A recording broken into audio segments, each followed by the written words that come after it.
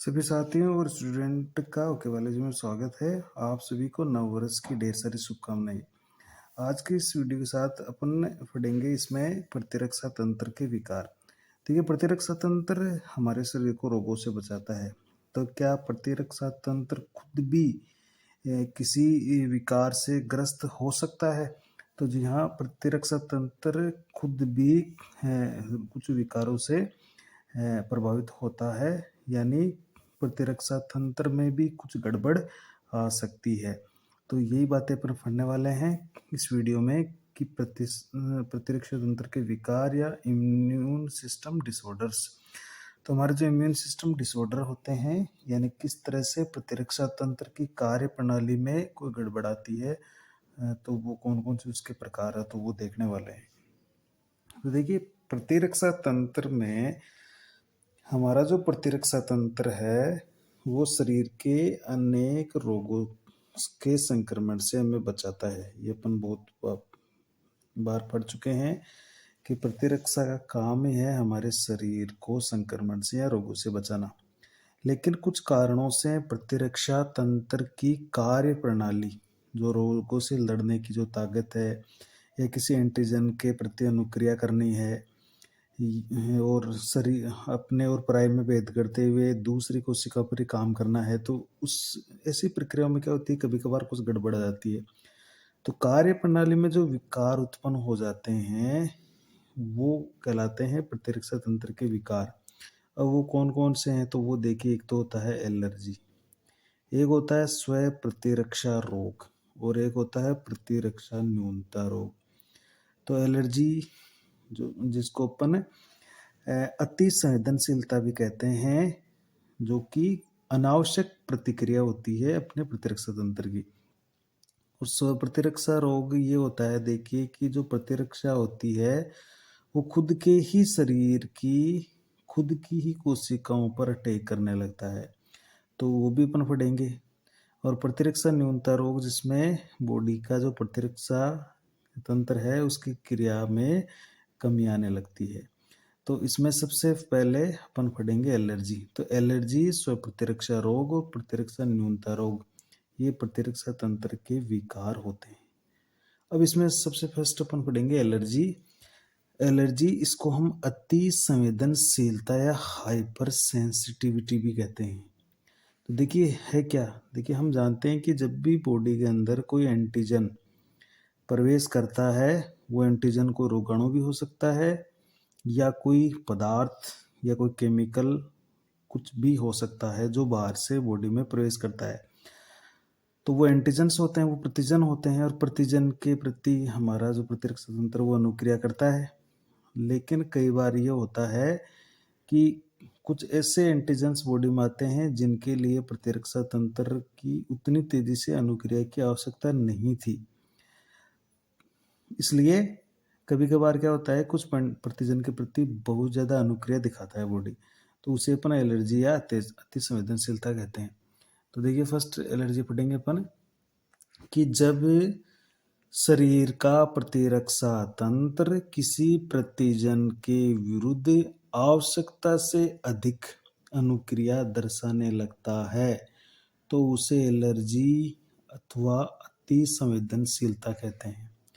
आवश्यकता से अधिक का मतलब है किसी प्रतिजन के प्रति इतनी ज़्यादा क्रियाशीलता की जरूरत नहीं थी प्रतिरक्षा को, फिर भी बहुत तेजी से वो अनुक्रिया दिखाता है या बहुत ज़्यादा उसके प्रति एक्टिव हो जाता है, तो उस स्थिति को अपन एलर्जी या अति संवेदनशीलता कहते हैं।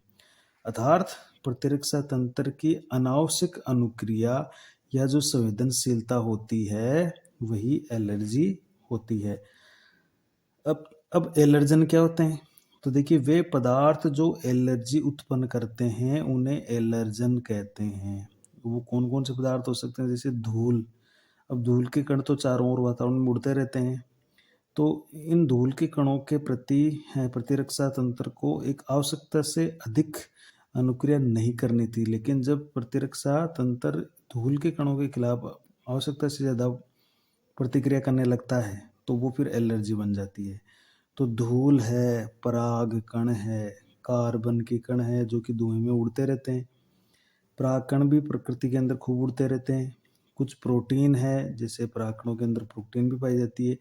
कुछ औषधियाँ हैं, कई बार अपन ऐसे ड्रग्स औषधियाँ लेते हैं, तो उससे भी एलर्जी हो जाती है।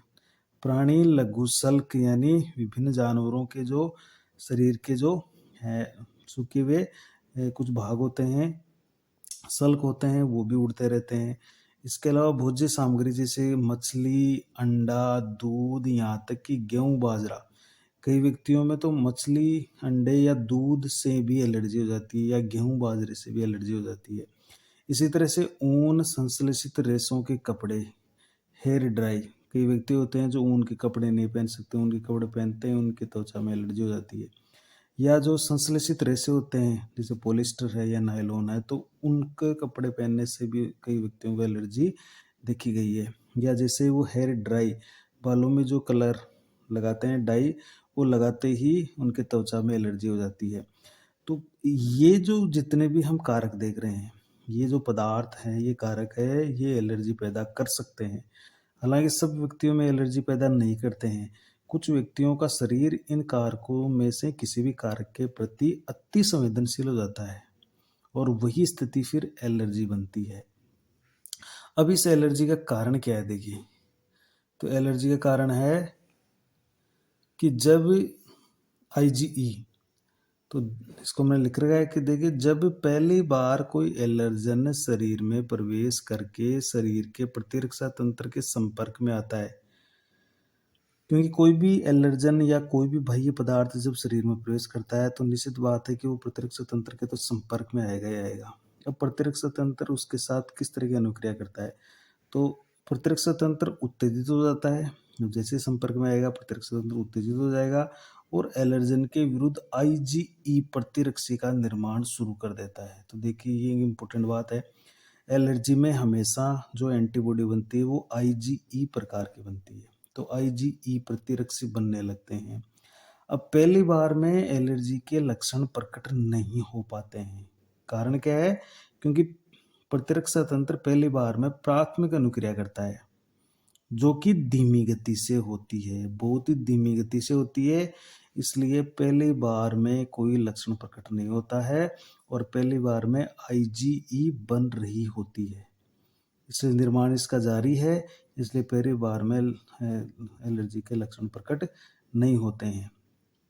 अब यदि वही एलर्जन पुनः शरीर में प्रवेश करता है, तो शरीर का प्रतिरक्षा तंत्र बहुत तेजी से अनुक्रिया करता है, जिसे द्वितीयक अनुक्रिया कहते हैं। और हम पढ़ चुके हैं कि द्वितीयक अनुक्रिया बहुत तेज गति से होती है। तो वो दोबारा से वही एलर्जन अगर शरीर में आता है, तो द्वितीय बार जो अनुक्रिया होगी, या उसके बाद में जितनी भी बार वो प्रवेश करे, शरीर में प्रवेश करेगा, उतनी बार जो अनुक्रिया होगी वो तेज गति से संपन्न होगी, जिसे द्वितीय अनुक्रिया कह रहे हैं अपन। इस स्थिति में एलर्जन के विरुद्ध पूर्व में बन चुकी आईजीई, क्योंकि आईजीए तो पहली बार में ही बन चुकी थी, तो ये पहले ही से शरीर के अंदर आईजीई मौजूद है। अब जैसे ही एलर्जन दोबारा बॉडी के अंदर आता है, तो ये आईजीई क्या करेगी, ये मास्ट कोशिकाओं को उत्तेजित करती है। ये मास्ट कोशिकाएं हमारे जो बॉडी के अंदर संयोजक है, उसके अंदर मुख्य रूप से पाई जाती है, तो उसको उत्तेजित कर रही है। अब मास्ट कोशिकाओं को जब आईजीई उत्तेजित कर देती है, तो ये क्या करेगी मास्ट कोशिकाएं, जिससे मास्ट कोशिकाएं हिस्टामिन और सेरोटोनिन नामक रासायनिक पदार्थों का स्रावण करती है। तो ये दो तरह के मुख्य रूप से पदार्थ बनाएगी, हिस्टामिन, सेरोटोनिन, और एक हिपेरिन भी बनाती है। तो उसमें से ये मुख्य जो पदार्थ होते हैं, हिस्टामिन और सेरोटोनिन, ये आईजीए के जो उत्तेजन किया है जिसने मास्ट कोशिकाओं का, उसके कारण से ये उत्पन्न हुए हैं। अब ये जो दोनों रासायनिक पदार्थ है, यही एलर्जी लक्षण पैदा करते हैं। और जो इसमें हिस्टामिन है ना, ये एलर्जी लक्षणों की उत्पत्ति के लिए मुख्य रूप से उत्तरदायी है। तो ये भी आपको याद रखना है, जो हिस्टामिन होता है वो मुख्य रूप से उत्तरदायी है। देखिए, हिस्टामिन के कारण ही सूजन आ जाती है, जलन होती है, गर्माहट महसूस होती है, लालिमा होती है, वहाँ पर दर्द, खुजली जो भी हो रही है वो सारा देखने को मिल जाएगा। अब ये हिस्टामिन और सेरोटोनिन क्या करते हैं, देखिए। तो ये संयोजक अपने बॉडी में जगह जगह है। तो ये स्टामिन तो क्या करेगा, ये जो रक्त वाहिकाएँ होती है, ब्लड वेसल्स, उसको डायलेट कर देता है, उसको चौड़ा कर देता है, जिससे वहाँ पर डब्ल्यूबीसी की और रक्त की मात्रा बढ़ जाती है और उस स्थान पर जलन, गर्माहट या सूजन आने लगती है। सेरोटोनिन इससे उल्टा काम करेगा। सेरोटोनिन क्या करेगा, ब्लड वेसल्स को वापस संकुचित करेगा, उसको पूर्व स्थिति में लाएगा। तो हिस्टामिन और सेरोटोनिन ये स्रावित होते हैं। तो हिस्टामिन जो है वो एलर्जी लक्षण उत्पन्न करने के लिए उत्तरदायी होता है। जो सूजन, जलन, दर्द, खुजली जो भी होती है वो हिस्टामिन के कारण होती है। और ये हिस्टामिन और सेरोटोनिन क्या होते हैं, ये प्रोटीन पदार्थ होते हैं। ये प्रोटीन के अणु होते हैं जो कि मांस कोशिकाओं द्वारा निर्मित किए जाते हैं। अब आगे होता क्या है, तो ये तो हो गया कि द्वितीय बार में जब एलर्जन आएगा तो तेजी से अनुक्रिया होगी और लक्षण, एलर्जी के लक्षण है वो प्रकट होने लग जाएंगे दूसरी बार में ही। और इसके बाद में जब भी कब वो एलर्जन शरीर में प्रवेश करेगा, ये लक्षण प्रकट होने वाले ही हैं। अब एलर्जी के लक्षण क्या है, देखिए किसी व्यक्ति को जब एलर्जी हो जाती है तो उसके लक्षण क्या है। तो एलर्जी से बचने का तरीका यही है, वो भी पढ़ने वाले हैं अपन। तो देखिए पहले लक्षण ले लेते हैं कि सामान्य लक्षण क्या है इसका। छींकना है, पनीली आंखें हैं, मतलब आंखें जैसे भरी हुई हो, पानी से भरी हुई हो और वो बार बार छींकेगा। उस बहती नाक और सांस लेने में कठिनाई, ये एलर्जी के लक्षणों हैं। अन्य लक्षणों में क्या होते हैं, त्वचा पर चकत्ते बन जाते हैं। त्वचा होती है उस पर उभरे हुए से चकत्ते दिखाई देंगे। गले में खराश हो जाती है। श्वास नली और श्वसनी में सूजन से श्वसन में कठिनाई आ जाती है। त्वचा पर खुजली चलने लगती है और शरीर का तापमान है वो बढ़ जाता है। तो ये सब एलर्जी के लक्षण होते हैं। तो ये सामान्य लक्षण है। नाक बहना, सांस लेने में कठिनाई, छींकना, गले में खराश, ये सामान्य लक्षण है। अब बात है कि एलर्जी से बचाव कैसे करें। तो एलर्जी से, क्योंकि ये हमारे प्रतिरक्षा तंत्र की एक अनावश्यक अनुक्रिया है, तो हम उसको तो कम नहीं कर सकते। तो इसका बचाव यही है कि एलर्जी उत्पन्न करने वाले जो एलर्जन होते हैं उसकी पहचान करें और फिर उनसे दूर रहें। अगर धूल से एलर्जी हो रही है तो हमें धूल से दूर रहना पड़ेगा। अगर किसी औषधि से या अन्य किसी कारण से हो रही है तो उस कारण को हमें पहचानना पड़ेगा और फिर उससे दूर रहना पड़ेगा। डॉक्टर की सलाह पर एलर्जी को कम करने वाली औषधियाँ, फिर भी किसी को एलर्जी हो जाती है तो इसके लिए कुछ औषधियाँ आती है, जैसे प्रतिहिस्टामिन। देखिए एंटीहिस्टामिन, ये हिस्टामिन के विपरीत काम करती है, उसके प्रभाव को कम कर देती है। तो प्रतिहिस्टामिन, एड्रेनलिन और स्टेरॉयड औषधियाँ आती है, उसका प्रयोग करके प्रतिरक्षा तंत्र की जो अति संवेदनशीलता है उसको कम किया जा सकता है, यानी एलर्जी को कम किया जा सकता है। तो एलर्जी में जो दवाएं दी जाती है उसका नाम याद रखिएगा आप, प्रतिहिस्टामिन, एड्रेनलिन और स्टेरॉयड जो ड्रग्स होती है वो। देखिए आधुनिक जीवन शैली के फलस्वरूप भी लोगों में प्रतिरक्षा घटी है, रोगों से लड़ने की क्षमता घटी है और एलर्जनों के प्रति संवेदनशीलता बढ़ी है। इसका मतलब ये है कि लोगों में रोगों से लड़ने की क्षमता तो घट गई है, जबकि एलर्जी ज़्यादा बढ़ गई है। और महानगरों के अधिकांश जो बच्चे हैं वो पर्यावरण के प्रति संवेदनशीलता के कारण एलर्जी और दमा से पीड़ित रहते हैं। तो छोटे-छोटे बच्चों में ये एलर्जी देखने को मिल जाती है, वो भी दमा के पीड़ित हो जाते हैं, दमा होने लगता है उसमें। तो इसका कारण बच्चों के जो प्रारंभिक जीवन काल है, में उन्हें बहुत अधिक सुरक्षित पर्यावरण में रखना हो सकता है। तो इसका कारण ये भी हो सकता है कि कई कुछ अभिभावक अपने बच्चों को बहुत ही सुरक्षित वातावरण में रखते हैं कि उसके मिट्टी के संपर्क में नहीं आने देते, उसको धूप के संपर्क में नहीं आने देते और उसके जो अन्य जो वातावरण के कारक है उसके संपर्क में उसको नहीं आने देते हैं। तो इसलिए क्या होता है, बच्चे का जो प्रतिरक्षा तंत्र है वो उन कारकों के प्रति बहुत ज़्यादा अति संवेदनशील हो जाता है। इसलिए बच्चों को प्राकृतिक वातावरण के जो सभी कारक है उनके संपर्क में वो और उनकी त्वचा का उनके संपर्क में आना ज़रूरी होता है, ताकि प्रतिरक्षा तंत्र उसके प्रति अति संवेदनशील नहीं हो। अतः बच्चों का ज़्यादा से ज़्यादा पर्यावरणीय कारकों से सामना करने देना चाहिए ताकि उनका प्रतिरक्षा तंत्र अति संवेदनशीलता प्रदर्शित नहीं करे और बच्चों में एलर्जी नहीं हो।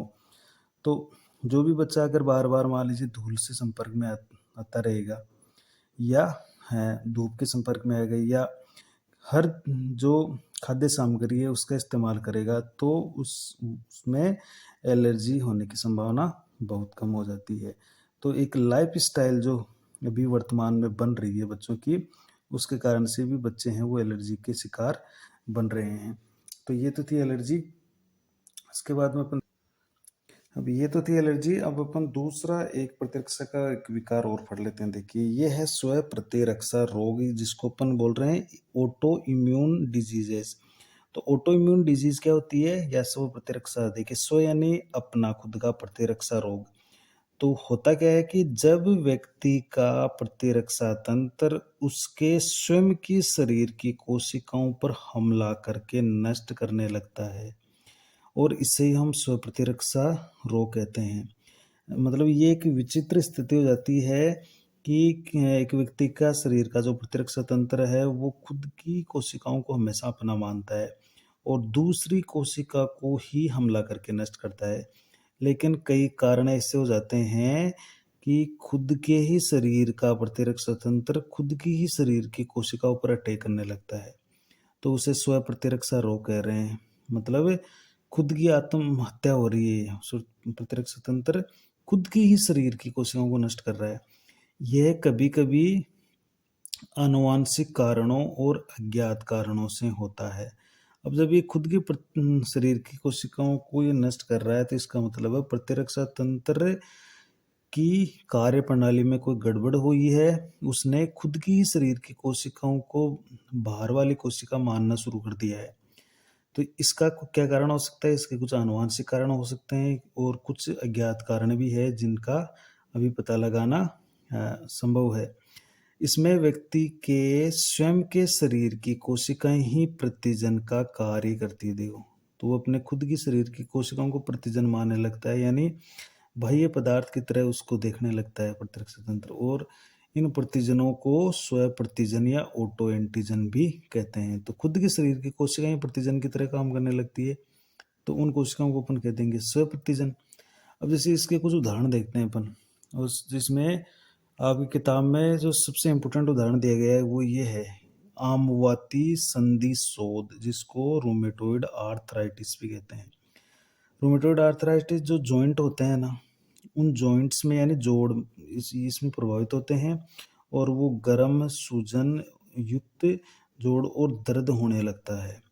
तो जब ये रूमेटोइड आर्थराइटिस होता है, इसके अंदर प्रतिरक्षा तंत्र खुद की ही शरीर की कोशिकाओं यानी इन जोड़ों की जो कोशिकाएं होती है उस पर अटैक करने लगता है। तो ये जोड़े हैं वो सूज जाते हैं, गर्म हो जाते हैं या इनमें बहुत ज़्यादा पेन होने लगता है।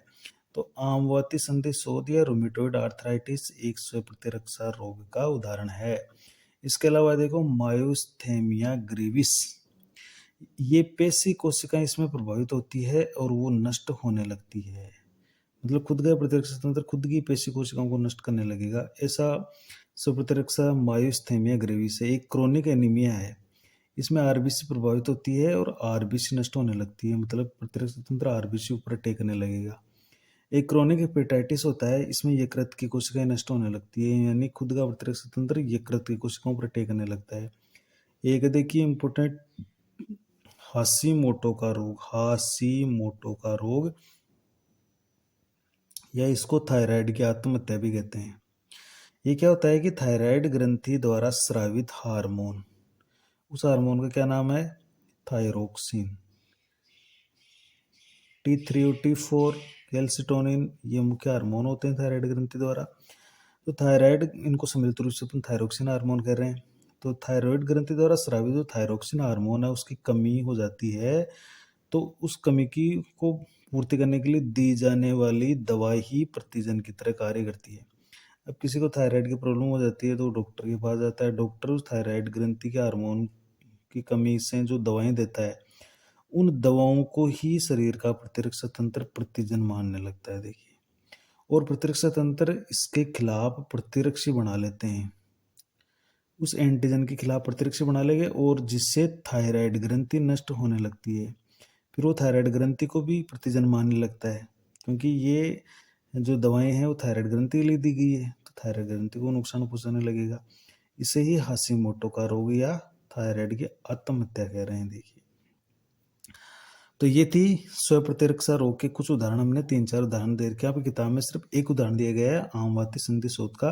बाकी ये भी कुछ इंपॉर्टेंट उदाहरण स्व प्रतिरक्षा रोग के होते हैं, जिसमें खुद का प्रतिरक्षा तंत्र खुद की शरीर को एंटीजन मानने लगता है, प्रतिजन मानने लगता है और उस पर अटैक करने लगता है। तो ये एक स्व प्रतिरक्षा रोग भी एक जो प्रतिरक्षा तंत्र है उसकी एक विकार है, उसमें होने वाली गड़बड़ के कारण हुआ है। और तीसरा देखिए, लास्ट अपन देख लेते हैं प्रतिरक्षा न्यूनता रोग। इसको बोल रहे हैं इम्यूनो डिफिशियंसी डिजीज।